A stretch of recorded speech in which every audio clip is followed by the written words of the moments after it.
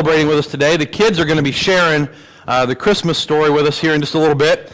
My job is to offset their cuteness with whatever I have, and just kind of wrap around what they're bringing as they bring the Christmas story this morning. So we're going to start in Isaiah chapter 8 if you've got your Bible, and I'm just going to kind of set the stage a little bit for what they're going to do. For those of you who were with us last week, we spent a great deal of time in Micah chapter 7 talking about this darkness of our world, about the sin and the suffering and what's taking place in our world as a darkness that needs the light of Christ. So we're going to begin in Isaiah chapter 8, not to beat a dead horse, but just to kind of set the stage for what happens in chapter 9. This is Isaiah 8, beginning in verse 21. It says, "They will wander through the land dejected and hungry. When they are famished, they will become enraged. Looking upward, they will curse their king and their God. They will look toward the earth and see only distress, darkness, and the gloom of affliction, and they will be driven into thick darkness." Whew, that's an uplifting Christmas message, right? So what I need you to know is that Isaiah is writing from the same place as Micah. They're writing about 100 years apart from each other. And they're looking at the world around them and going, man, what is happening to our world? No one is trusting in God. No one's being obedient to God. What are we going to do? This is awful. And I read chapter 8 this morning just because I want you to understand how important chapter 9 is. The Bible is full of these incredible one-word transitions, where an author will be writing about one idea, and they'll just throw like one little word in and it changes the whole context. Paul loves to use the word therefore. He'll be writing along for chapters about the greatness of God and the grace of God, and then he'll just throw a little therefore. Therefore, you should act this way. Therefore, you should put your trust in him. One of my favorites is in Revelation, their armies of the world have gathered to make war against the rider on the white horse. All the kings of earth are there. Satan is there. The Antichrist is there. Their fists are in the air. We're going to get you. And the book of Revelation says, but they were defeated. But. They got their battle plan drawn up, their weapons out, they're ready to go to war, but they were defeated. And we see one of those great one-word transitions here at the beginning of chapter 9. This is what Isaiah chapter 9 says. Nevertheless. They've been driven into thick darkness, nevertheless. Nevertheless, the gloom of the distressed land will not be like that of former times, when he humbled the land of Zebulun and the land of Naphtali. But in the future, he will bring honor to the way of the sea, to the land east of the Jordan, to the Galilee of the nations. The people walking in darkness have seen a great light. A light has dawned on those living in the land of darkness. You have enlarged the nation and increased its joy. The people have rejoiced before you as they rejoiced at harvest time, and as they rejoice when dividing spoils. You have shattered their oppressive yoke and the rod on their shoulders, the staff of their oppressor, as you did in the day of Minnith. For the trampling of boot of battle and the bloodied garments of war will be burned as fuel for the fire. So what he's picturing is that even though the world exists in this darkness, even though there's battles, the day will come when we will burn our war garments. Even though there's suffering, the day will come when the light will dawn. Even though there's darkness all around us, the people living in darkness have seen a great light. Now, I'm guessing there are some of you who are not quite nerdy enough to read books that involve like orcs and ogres and elves and dwarves, and I'm sorry for that. I'll pray for you. You should really try it sometime. It's enjoyable. J.R.R. Tolkien is one of the most famous authors to write Christian literature. And of course, his most famous work is The Lord of the Rings. Most of you probably have seen the movies and never read the books because that's how our culture works, but that's okay. There's this incredible scene in the second book, The Two Towers, when the good guys are about to be defeated. They've holed up in this big fortress, but they are surrounded by hundreds of thousands of these nasty-looking orc guys, and they're knocking down the gates, and you're watching the movie or you're reading the book, and you go, oh my goodness, everybody's going to die. This is the end of the story, but there's another book, so it can't be the end of the story, but never mind. And so our hero, Aragorn, begins to lead the men out onto the battlefield for what appears to be their final battle. This is it. They're going to die heroic, brave deaths. And then as he's riding out, he remembers that his friend Gandalf, who's pictured on the white horse there, says to him on the 5th day, at dawn, look to the east. And so in the book, what happens is he looks to the top of this mountain and he sees Gandalf riding in with another army to rescue the people. In the movie, as they do the cinematography, what you see is this light just come piercing down the mountain into a dark valley where the heroes had been surrounded, where all was lost, and there's this moment where light just pierces the darkness, and you realize that salvation has come for our heroes. Now, Tolkien himself would tell you that he did not write an allegory. He wasn't trying to write the Christian story into his books, but Tolkien was a Christian, and there is no mistaking the symbolism that there are moments in our life where we feel like we are surrounded. There are moments in our life where it feels like the darkness is going to win.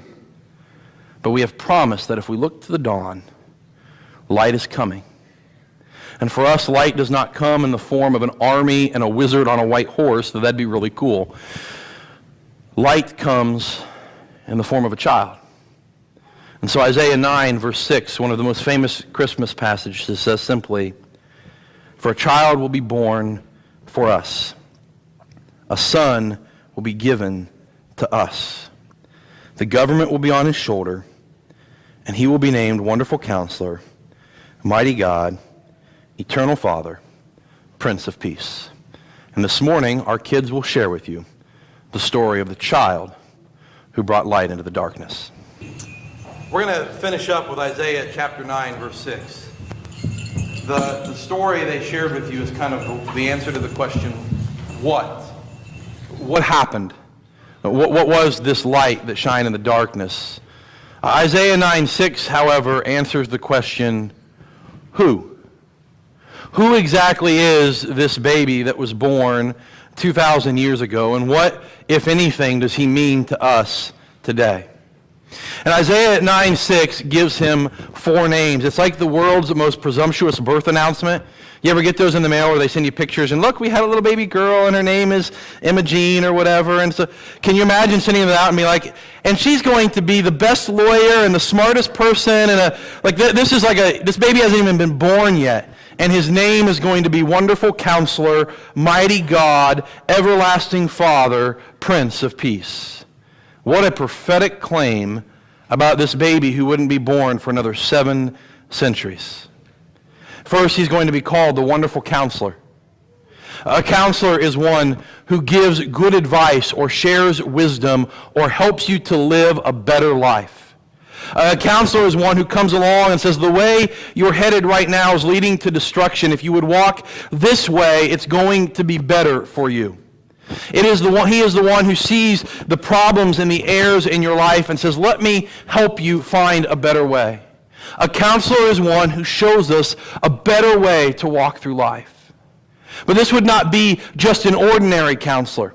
Not just a counselor who gives human advice, but the wonderful counselor. The one who understands what it means to follow and obey God. The one who knows the best way to live. And Jesus certainly would fulfill that proclamation, right? Not just through his teachings. Not just through things like the Sermon on the Mount or parables or commandments to love one another, but he would show us what it means to live a life obedient to God through his own life. He would show us what it means to serve other people. He would show us what it means to turn the other cheek, to show forgiveness and mercy. He would show us what it means to endure suffering. He would model for us the best way of living in relationship with God. But he wouldn't just be a wonderful counselor. He would also be mighty God. I've wrestled with this week. Can you imagine what that must have sounded like to the people who first read it? Mighty God is the word you use for the creator of the universe. It's the name you give to the one who knows no limits. It's the name you give to the one who is all-powerful, all-knowing, all-present, without limits, can overcome anything. How in the world can a child be mighty God? That must have sounded absurd to those reading it in the 7th century. How can a baby be all-powerful? They can't even walk. They can't hold their... You ever held a newborn baby? They can't even pick their head up. Like their head flops around. Yeah, that's funny. I know, it's funny. You ever handed a baby to somebody who's never held it, and you're like, oh, you got to hold their head? The mighty God in the form of a child that can't even lift his own head? How is that even possible? Well, it's possible if the child is God himself. If the Creator enters into creation. If the king who is seated on his throne becomes one of the subjects, stripped of the uncontainable timelessness, bound in human form, to be fully God, fully man, living among us. But it must have sounded absurd. And not just mighty God, but everlasting Father. Everlasting, by its very definition, means eternal, without beginning and without end. When you say someone is born, that's a beginning. Something that is born cannot also be everlasting. It's a conflict. It's a paradox. It doesn't make sense unless it is the eternal one, the one who knows no beginning, choosing of his own free will to enter into time and become one of us. And a son who would also be called the Father. This baby is somehow going to offer the love and protection and comfort and support of a father when he's just a child being born. How is that even possible? Do you understand the power of what's being wrapped up in this little tiny baby? The one who will be the wonderful counselor, who will grow to show us and teach us what it means to follow God perfectly.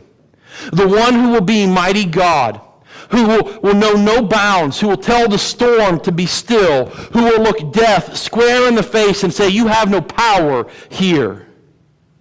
To be the everlasting Father, the one who was there before the beginning and will be there after the end, contained in the form of a little tiny baby.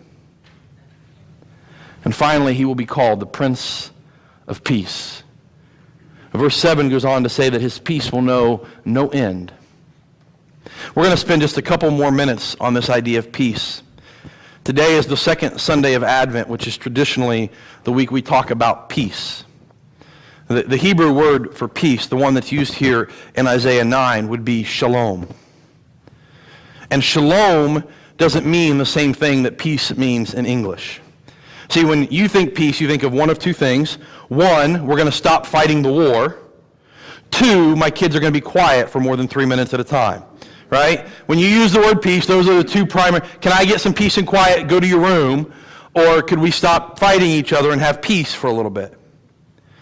But the Hebrew word shalom means so much more.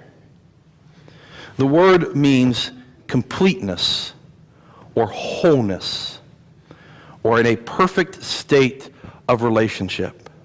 So sometimes it is used to mean the stop of fighting. Two enemy armies will find shalom, but it doesn't mean they just stop fighting. It means they begin to work together in a right relationship with one another. They don't just stop killing each other, they become allies. That is shalom. Sometimes it's used to talk about families. When Jacob and Esau are so mad at each other and they finally come back together and they do this whole restoration thing where we're going to live at peace with one another, they have shalom.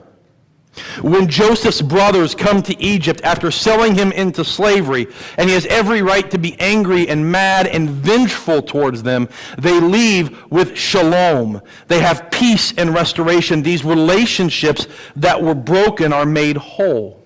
The word in the Old Testament is even used for construction. When Solomon finishes building the temple, He places the final stone in the temple. It is said that the temple has shalom. It has completion.